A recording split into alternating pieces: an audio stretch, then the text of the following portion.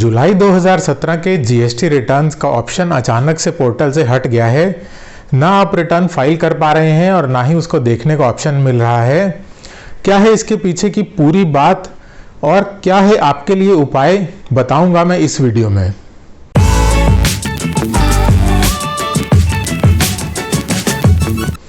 Hello everyone, मेरा नाम है सीए गुरप्रीत सिंह भल्ला और आप देख रहे हैं कंसल्ट गुरप्रीत। अगर अभी तक आपने मेरा चैनल सब्सक्राइब नहीं किया है तो प्लीज़ कंसीडर सब्सक्राइबिंग और बेल आइकन दबाना ना भूलें ताकि आप कोई भी इंपॉर्टेंट वीडियो मिस ना करें। तो चलिए फटाफट देख लेते हैं कि एक्चुअल में प्रॉब्लम हुई क्या। कल से यानी कि 1 अगस्त से अचानक से ये पैनिक हुआ और एकदम से व्हाट्सएप पे, मेल्स पे एकदम से मैसेजेस आने लगे कि जुलाई 2017 का रिटर्न अब पोर्टल पर नहीं दिख रहा। अगर आप रिटर्न फाइल करना चाहते हैं तो हम क्या करें, बहुत बड़ी प्रॉब्लम हो गई है ये तो आइए एक बारी देख लेते हैं खुद चल के कि एक्चुअल में प्रॉब्लम है क्या।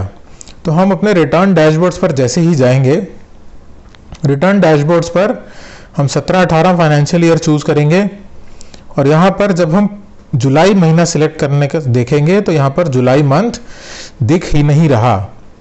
तो ये तो बात सही है कि यहाँ पर जुलाई मंथ का रिटर्न फाइल करने का ऑप्शन नहीं आ रहा।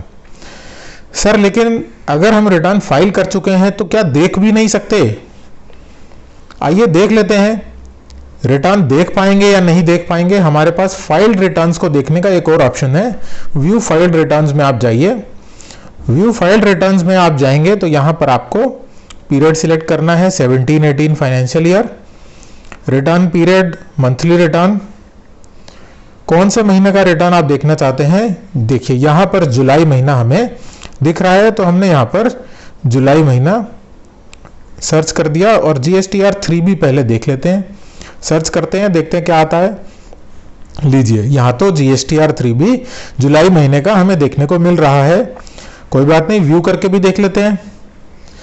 जैसे ही हम व्यू करेंगे हमारे सामने ये एक एरर मैसेज आएगा और इसमें ये कहेगा कि something seems to have gone wrong, कुछ गड़बड़ है।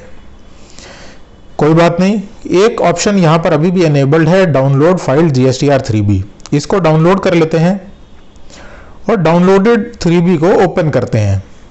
तो ये हमने डाउनलोडेड 3B को अपने ओपन कर लिया। डाउनलोडेड 3B हमारी आ गई। ये बिल्कुल वैसी ही डाउनलोडेड 3B है जैसी अभी तक हम डाउनलोड करते थे। तो हमारी यहाँ पर प्रॉब्लम सॉल्व हो गई? जी नहीं, बिल्कुल हमारी प्रॉब्लम यहाँ पर सॉल्व नहीं हुई है।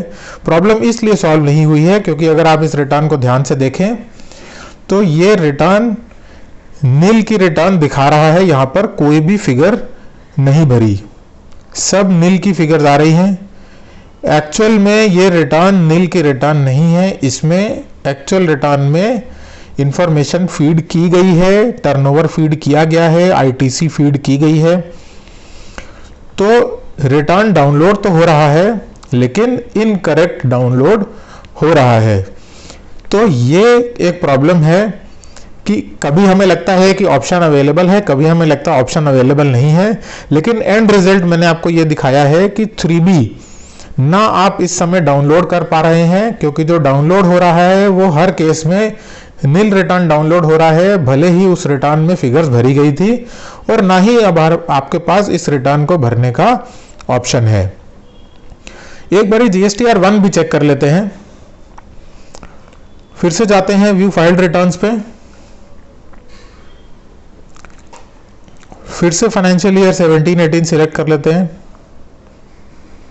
मंथली जुलाई 2017 और रिटर्न टाइप है जीएसटीआर 1। तो ये तो 3B में भी दिखाया था, यहां भी इसने हमें व्यू करने को ऑप्शन दे दिया। बस यहां पर डिफरेंस ये है कि यहां पर इंफॉर्मेशन आपको दिखाई जा रही है, यहां पर आपको रिटर्न की सारी वैल्यूज दिख रही हैं। देखिए 3B में इसमें नील दिखा रहा था जो हमने डाउनलोड किया, लेकिन एक्चुअल में यहां पर टैक्सेबल वैल्यू थी। लेकिन जीएसटीआर 1 में जो टैक्सेबल वैल्यू है वो सही आ रही है, ये गलत नहीं है। तो ये जो प्रॉब्लम है एटलीस्ट व्यू वाली, तो फाइल तो दोनों नहीं हो सकते, ना 1 फाइल हो सकता है ना 3B फाइल हो सकता है अब। लेकिन व्यू करने के लिए 3B अवेलेबल नहीं है, 1 व्यू आप अभी भी कर सकते हैं। यहाँ पर नीचे मैं लास्ट में दिखा देता हूँ, यहाँ आपके पास प्रीव्यू का ऑप्शन है।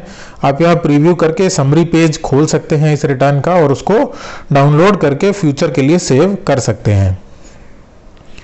अब इससे दो बातें निकल के आती हैं कि सर अगर मेरा 3B रिटर्न फाइल्ड नहीं है, एक बात और है कि गवर्नमेंट ने अभी हमें ऑप्शन दिया था कि आप जुलाई 2017 से जनवरी 2020 तक के रिटर्न्स अपने 3B फाइल कर सकते हैं with maximum late fee of 500 rupees per month, और अगर नील का रिटर्न है तो नील लेट फीस के साथ अपना रिटर्न फाइल कर सकते हैं। और सडनली यहाँ से रिटर्न फाइलिंग का ऑप्शन हटा दिया जाता है जुलाई महीने का, और पोर्टल ये कहता है कि सिर्फ 3 साल का ही डेटा आपको इस जीएसटी पोर्टल पर मिलेगा। खैर, अब बात करते हैं कि इसका सॉल्यूशन क्या है। ये तो हो गई प्रॉब्लम, अब आ जाते हैं सॉल्यूशन पे। तो दो सॉल्यूशन है इसके। पहला सॉल्यूशन तो ये है कि जितने भी रिटर्न्स आपको दिख रहे हैं वो रिटर्न्स आप अभी डाउनलोड करके रख लीजिए, बिकॉज क्योंकि ये पोर्टल की प्रॉब्लम है और आपको नहीं पता, ये कोई नहीं कह सकता कि ये कब सही होगी। तो आप पहली बात तो जितने अवेलेबल रिटर्न्स हैं उन सबको डाउनलोड करके ऑफलाइन अपने पास सेव करके रखिए। दूसरा, इन्होंने यहाँ पर ये देखिए टैब चल रहा है, dear tax payer, the facility to file GSTR 3B return for July 2017 shall be restored shortly. तो अब पोर्टल में इन्होंने ये लिख के दे दिया है कि 3B की जो फैसिलिटी है, जुलाई 2017 के 3B फाइल करने की फैसिलिटी पोर्टल पर जल्दी ही वापस दे दी जाएगी। तो इससे दो बातें समझ में आती हैं। पहली बात ये कि फिर से जो हमेशा से ये प्रॉब्लम रही है पोर्टल की और लॉ की, लॉ कुछ और कह रहा है। लॉ यहाँ पर नोटिफिकेशन यहाँ पर हमें परमिशन दे रहा है कि आप नील लेट फीस और कम लेट फीस के साथ अपने रिटर्न फाइल करिए। लॉ हमें ये प्रमोट कर रहा है, ये हमें एनकरेज कर रहा है कि अगर आपके रिटर्न नहीं गए हैं तो आप फाइल करिए। और पोर्टल और लॉ का कोई कोऑर्डिनेशन नहीं है, पोर्टल अपना अलग ही चल रहा है और उसने 3 साल बाद 3 साल पुराने रिटर्न्स पोर्टल से हटा ही दिए, फैसिलिटी हटा दी। पहली बात तो ये हुई। दूसरी बात ये हुई कि क्या ऐसा करना सही है? तो मेरे हिसाब से ऐसा करना बिल्कुल गलत है। जब इनकम टैक्स रिटर्न में इनकम टैक्स पोर्टल पर हमें जब से इनकम टैक्स चल रहा है या जब से ऑनलाइन हुआ है पोर्टल, तब से रिटर्न आज तक दिखते हैं। इनकम टैक्स कभी भी अपने पुराने रिटर्न्स नहीं हटाता है अपने ITR पोर्टल से। तो GST में भी ऐसा क्यों नहीं हो सकता? बिकॉज उसके दो फायदे हैं।